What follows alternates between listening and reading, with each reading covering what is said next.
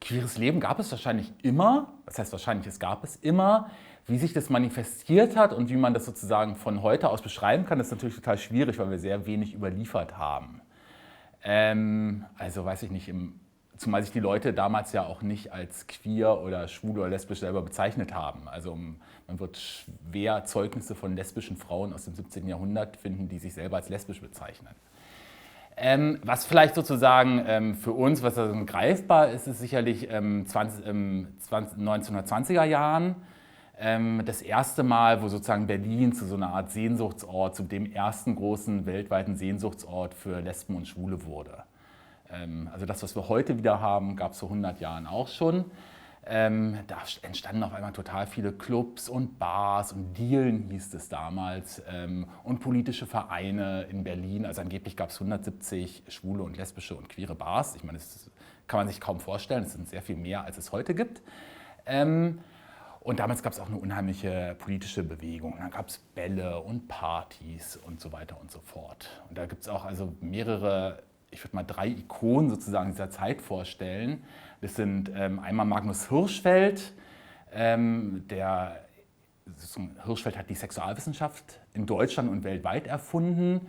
Hirschfeld, er hatte 1919 das Institut für Sexualwissenschaften gegründet. Er hatte auch das Wissenschaftlich-Humanitäre Komitee gegründet, das sozusagen politischer Arm war. Er war der Erste, der sich für die Entkriminalisierung von Homosexualität eingesetzt hat. Und das ist natürlich sozusagen, das war ein ganz, ganz starker, auch aktivistischer und es war die erste homosexuelle Emanzipationsbewegung sozusagen weltweit, die in den 20er Jahren entstand. Aber da hatte man natürlich dieses Nachtleben, also dafür würde ich jetzt mal sagen, steht zum Beispiel Claire Baldoff, die Sängerin, die Chansoneuse, die mit ihrer Lebensgefährtin in Berlin wohnte, die auch ganz viel aus diesen lesbischen Bars, die es damals gab, irgendwie davon überliefert ist und ihre Songs. Und der dritte wäre vielleicht Christopher Isherwood, der englische Dichter, der irgendwann Ende der 20er nach Berlin kam und der dieses ganze Leben ja auch sozusagen literarisch verewigt hat. Also alle kennen, oder viele kennen wahrscheinlich noch diesen Roman Cabaret und den Film, der daraus geworden ist. Das ist ja das ist sozusagen der Inbegriff des queeren Berlins der 20er Jahre. Und das, was eigentlich traurig ist, ist halt, dass es mit den 30er Jahren, also schon kurz bevor die Nazis an die Macht kamen, dass es dann immer weiter sozusagen das zurückgedrängt, unterdrückt wurde und mit den Nazis dann, ja, war es dann zu Ende und es hat auch ganz, ganz lange gebraucht, bis es wieder so wurde.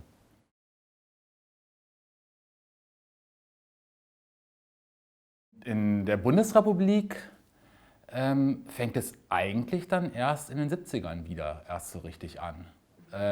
Da ist sozusagen die zweite Emanzipationsbewegung, eine schwule Emanzipationsbewegung, eine lesbische Emanzipationsbewegung. Die lesbische Emanzipationsbewegung überschneidet sich auch mit der feministischen Emanzipationsbewegung.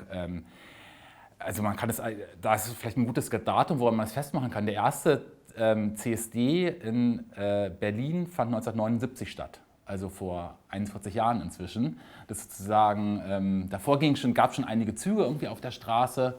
Und das ist sozusagen da, wo das zweite Mal sozusagen auch so ein positives, auch so einen positiven Ansatz gab, wo man auf einmal wieder also einen selbstbewussten Ansatz gab und das Ganze sozusagen der Ausgangspunkt des Ganzen war natürlich die ganz berühmte, legendäre der berühmte Stonewall-Aufstand, der 1969 New York war, wo sich das erste Mal queere Menschen wehrten gegen die Polizeikontrollen.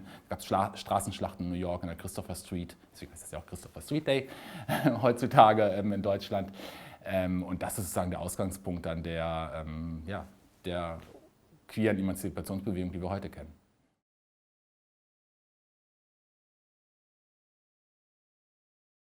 Also ein Erklärungsansatz ist natürlich immer, wir müssen uns mal fragen, welche Geschichte schreiben wir eigentlich? Und wir schreiben Geschichte von denen, deren Zeugnisse überliefert sind.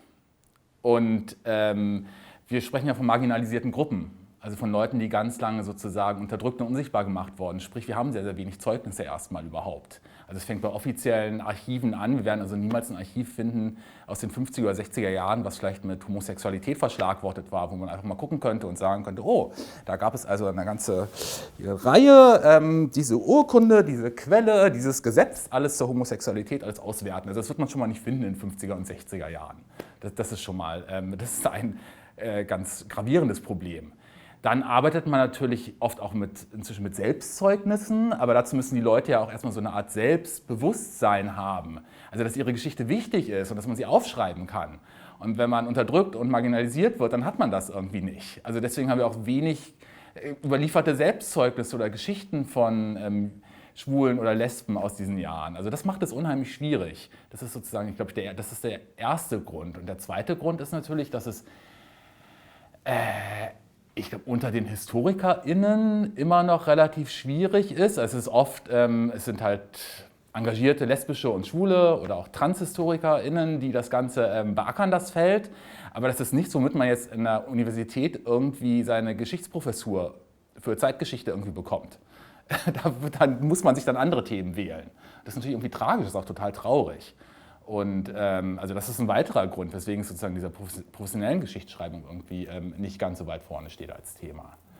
Und dann entscheiden natürlich auch immer Leute, was ist wichtig, in Geschichtsbücher für Schulen irgendwie übernommen zu werden, was nicht. Und da wird dann halt so eine Geschichte halt irgendwie auch ausgeblendet. Und also da spielen natürlich dann auch Vorurteile eine Rolle, Wertungen, was ist wichtig, was ist nicht wichtig. Und ich glaube, das ist so ein bisschen, das geht bis heute durch. Was besser funktioniert, glaube ich, inzwischen ist die mediale Aufarbeitung. Also wenn man sich Filme und Serien anguckt, da funktioniert das inzwischen sehr viel besser. Also wenn man so große deutsche Fernsehserien anguckt der letzten Jahre, weiß nicht, Charité oder Kudamm 56, Kudamm 59, Tannbach oder Deutschland 83 und so weiter, da kommen zumindest tatsächlich schwule Geschichten vor. Jetzt sind das alles natürlich Leidensgeschichten, weil damals die Zeiten nicht so, die Zeiten waren halt nicht so, dass man damals totale Freundesgeschichten erzählen konnte. Jetzt fehlen auch noch lesbische Geschichten, fallen dann noch mal mehr unten drunter. Aber da bewegt sich sozusagen was. Und ich meine, wenn man jetzt sich Netflix anguckt, da ist das Ganze natürlich noch mal sehr viel stärker. Das queere Lebensweisen, es gibt praktisch in jeder Netflix-Serie einen queeren Charakter. Und da könnte man auch historisch sagen, zum Beispiel Pose ist eine Serie, die spielt in den 80er Jahren in der Ballroom-Kultur in New York. Das spielt natürlich, und das erzählt auch ganz viel über wie AIDS aufkam, also über diese ganze, das war auch ein riesiger Backlash gegen die schwule Bewegung, als AIDS aufkam. Und das erzählt Pose total großartig und das wird mit ganz vielen Trans-Schauspielerinnen gemacht. Und das steht da alles im Vordergrund. Also in deutschen Serien steht sowas immer noch so ein bisschen an der Seite und da ist das Bam in your face, das ist das Thema. Und das ist sozusagen, da funktioniert das schon sehr viel besser. Da können sich die HistorikerInnen so ein ganz bisschen was abschneiden.